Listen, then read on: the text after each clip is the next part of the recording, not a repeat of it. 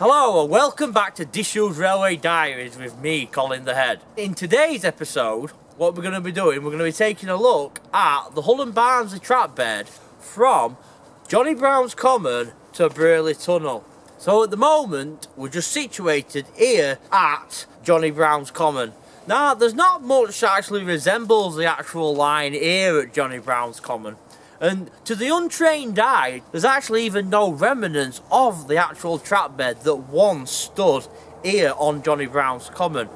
We're just currently stood next to the Leeds-Doncaster line, which is just at the side of me, and this is part of the East Coast Main Line.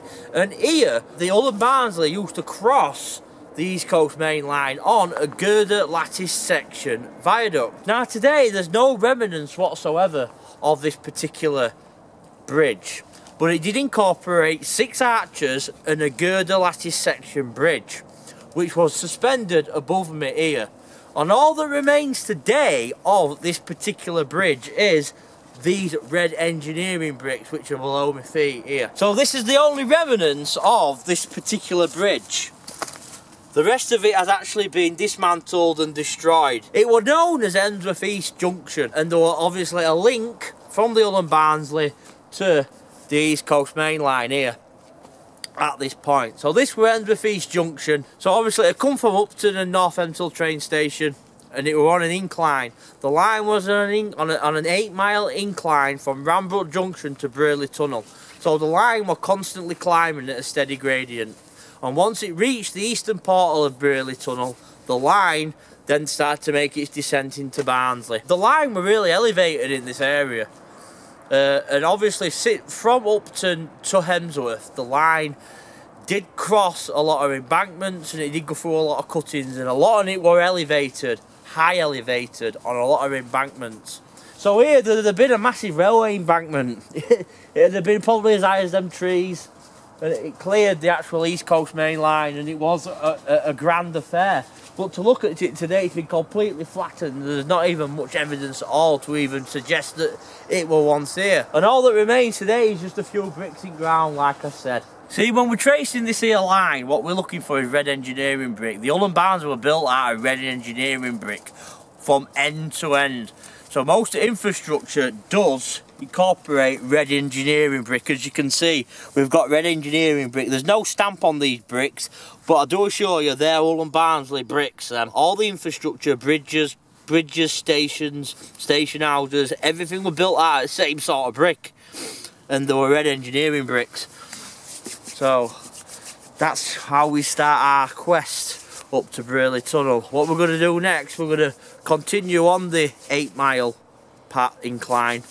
We're going to make us way up towards Hemsworth and South Kirkby station.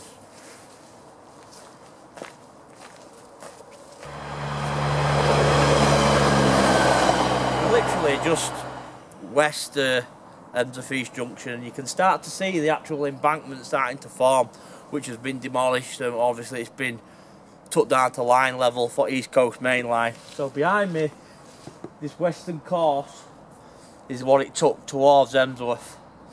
And it's really overgrown with trees of the actual track bed, you know, the only remnants to actually suggest there were a railway here is that you're on a banking, and that's all we had.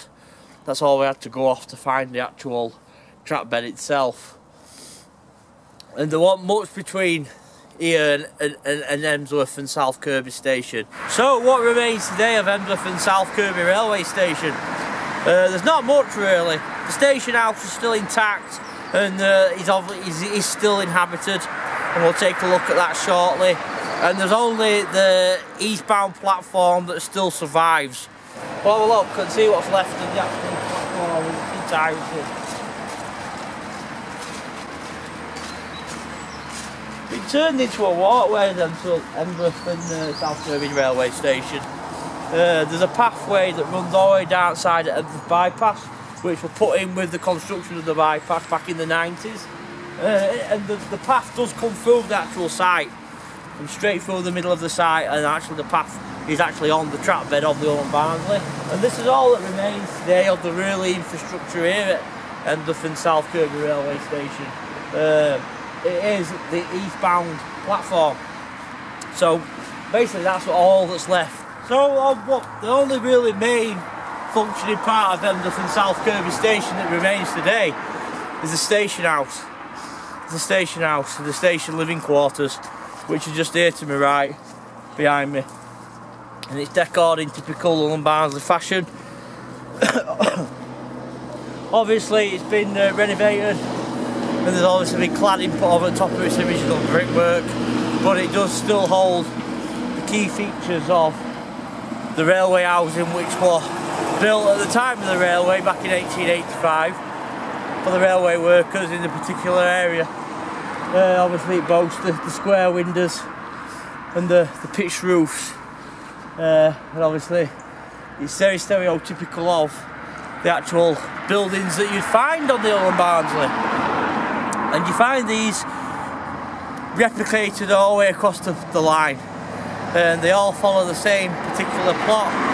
And well, there you have it. Today it's owned by a company called Amazon Rainwater Systems.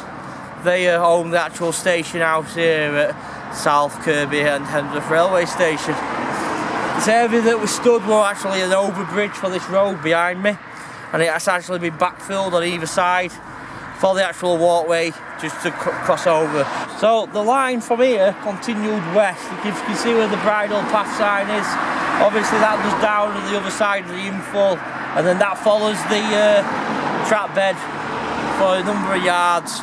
And then what happened is the trap bed merged with the now current Hemsworth bypass, and then it continued its journey west on its 8-mile climb towards its summit, which was the eastern portal of Brierley Tunnel, between Brierley and Hemsworth. And we're just at the eastern portal of what was Brierley Tunnel before the construction of the Hemsworth bypass. So we're just at the entrance to the 635-yard long Brierley Tunnel. What remains today, if we take a look in this direction, in this way, there's not much that actually resembles the fact that there were actually a Victorian railway tunnel even here. Thousands and thousands of motorists go by this point every day, and they don't even realise the fact that they're going over, they're traversing from a hillside into a deep cutting. Now the cutting that was here before they filled it and built the bypass here was up to 70 feet deep. There was a 70-foot deep hole here at the eastern portal for Brierley Tunnel, and today it just resembles the part of the Hemsworth bypass. Now the tunnel at this point was concrete filled, so 300 yards of the actual tunnel were filled with concrete up to the middle air shaft, because the tunnel only had one air shaft. So 300 yards into the tunnel it's been pumped with concrete, and this particular area was filled with stone and aggregate to get the level access for the Hemsworth bypass to cross into the then cutting for the Hull and Barnsley. And we're going to take a look at the site of the actual air shaft of Brierley Tunnel. We're currently on the top of Brierley Tunnel, right in the wooded area, which is just adjacent to the Hemsworth bypass, which is just a little bit west of the top of the Hemsworth bypass. And we're currently stood on top of what was the only air shaft for Brierley Tunnel. Now, Brierley Tunnel only had one air shaft to support its 635 yards in length, and obviously at 300 yards from the bypass end it was plugged with concrete to this point. So how the hell did we find this? How do we know that it's even the air shaft for Brierley Tunnel? Well, what's the telltale sign about the Hull and Barnsley is the fact that it was built out of red engineering bricks, right? And what have we found here? We found a red engineering brick. And why would this red engineering brick be here in this wood on top of the Brierley Tunnel? It's because of the simple fact is this mound of muck that I'm stood on is the site of the air shaft which used to serve Brierley Tunnel. So that is it. That is an engineering brick which did form part of the tall chimney that once stood here. Now to this point underneath my feet there's a concrete slug or a plug which has plugged Brierley Tunnel for 300 yards to the east of me, to the actual eastern portal of Brierley Tunnel. So basically the tunnel's been cut in half, and the only access that you can get to Brierley Tunnel is on the western side. So the western portal of Brierley Tunnel is still open, and it is very inaccessible, can I say. The actual cutting at Brierley Tunnel is very inaccessible. There's no direct path. It's nothing but a muddy, boggy swamp, and basically the only way you're going to be able to get in is to climb down the 70-foot cutting which exists at Brierley Tunnel. We're just at the back of the western portal of the Brierley Tunnel. Obviously the western portal is still intact and it's still accessible, and obviously we're just at the top of what's basically it's a 70-foot ravine. Now it's clogged, it's backfilled at one end, this cutting behind me, and it's constantly under the assault from water ingress. So the majority of the tunnel, the majority of the cutting behind me is actually flooded and underwater. So the only really way you can access the actual tunnel is by abseiling down this area and getting down into it. You can't just walk to Brierley Tunnel, it's very inaccessible. So this is this particular one. What we're going to do is going to take a quick walk around top of cutting and just get a good scope out of that area. Right, so we just stood over Brierley Tunnel. Water ingress is a massive thing, is an issue with this particular tunnel. This is why it's been so hard to film. One, we've only got one portal to go at. And two, it's in a massive, big, deep, steep-sided ravine, which was stereotypical for Hull and Barnsley. It's cut through magnesium limestone, and the cutting itself is in two sections. You've got the cut, and then you've got the cutting, which fans out at the top. Now, obviously, at this stage of the construction of the Hull and Barnsley, money were tight.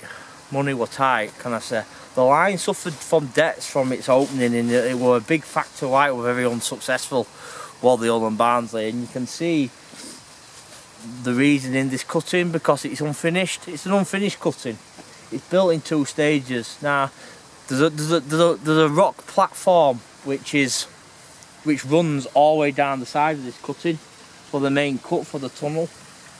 They got the main cut and they got access to the tunnel, but they never finished the cutting off and they never finished the earthworking.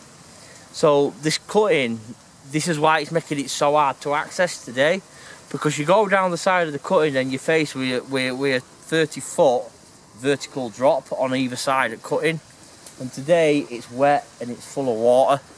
But the reason why it was cut in this way, this particular cutting, was because money were tight and they were running out of money. That's why the majority of the cuttings on the Hull and Barnsley are steep-sided cuttings. They got the railway where it needed to be, and they weren't bothered about all else. Right, so this is as far as we're going to go today. We're obviously at the western part of the Brierley Tunnel. On this journey, we've started off at Wrangbrook Junction and we've been to Upton station. We've been to Hemsworth and South Kirkby station and took a look at that. And we've also took a look at the footprint of the Hemsworth bypass and how it overlays over the top of the Hull and Barnsley to its last particular summit, which is Brierley Tunnel. From this point, the line, or a descent into Brierley and its final terminus, which was Cudder. But this was the last in its engineering feat on its journey from Hull to here, which is Brierley Tunnel. We've done a site assessment on the western portal, and that site assessment come back that the cutting is waterlogged and it is very, very impassable. The Brierley Tunnel site itself is extremely waterlogged and inaccessible. But in another episode of Disused Railway Diaries, what we're going to be doing, we're going to be exploring what remains of the 625-yard long Brierley Tunnel. I'm Colin The Head, and thank you for watching Disused Railway Diaries. Catch you in another episode soon.